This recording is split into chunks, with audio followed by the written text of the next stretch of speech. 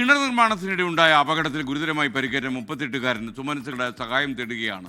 അപകടത്തെ തുടർന്ന് പത്തനാപുരം സ്വദേശി രതീഷിന്റെ വലത് കാൽ മുറിച്ചു മാറ്റിയതിന് പിന്നാലെ ശരീരത്തിന്റെ വിവിധ ഭാഗങ്ങളിൽ അണുബാധയുണ്ടായി.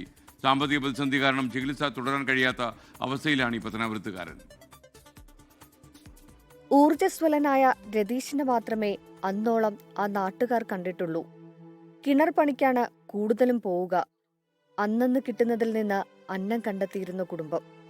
പക്ഷേ അവരെ തേടി അപ്രതീക്ഷിതമായി എത്തിയ ഒരു അപകടം എല്ലാം തകർത്തു.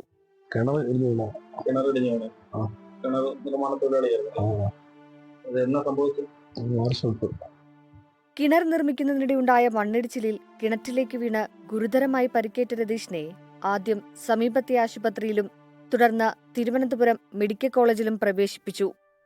അപകടത്തിൽ വലതുകാലിന് ഗുരുതരമായി പരിക്കേറ്റിരുന്നു. തുടർന്ന് കാൽ മുറിച്ചു മാറ്റേണ്ടി വന്നു.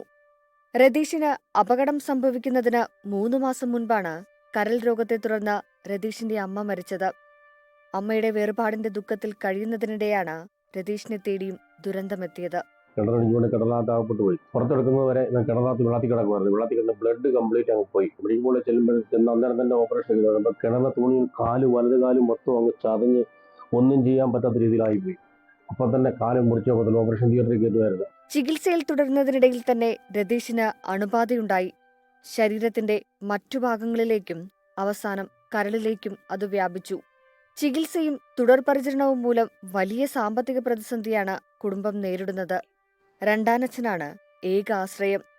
തൊഴിൽ ചെയ്യാൻ കഴിയാത്ത സാഹചര്യത്തിൽ ചികിത്സാ ചെലവുകളും ദൈനംദിന ചിലവുകളും കണ്ടെത്താൻ ബുദ്ധിമുട്ടുകയാണ് ഈ കുടുംബം.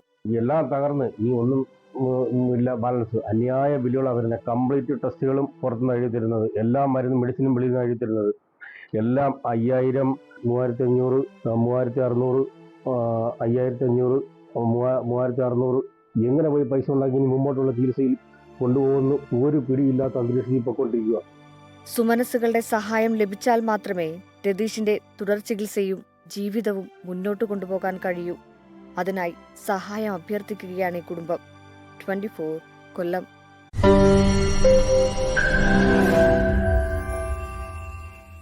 ലോകത്തെവിടെയായാലും ഏത് സമയത്തും 24 വാർത്തകളും ഓഗ്മെന്റഡ് റിയാലിറ്റി പാക്കേജുകളും എക്സ്പ്ലെയിനറുകളും വിശദമായി കാണാൻ ഞങ്ങളുടെ യൂട്യൂബ് ചാനൽ നിങ്ങൾക്ക് സബ്സ്ക്രൈബ് ചെയ്യാം.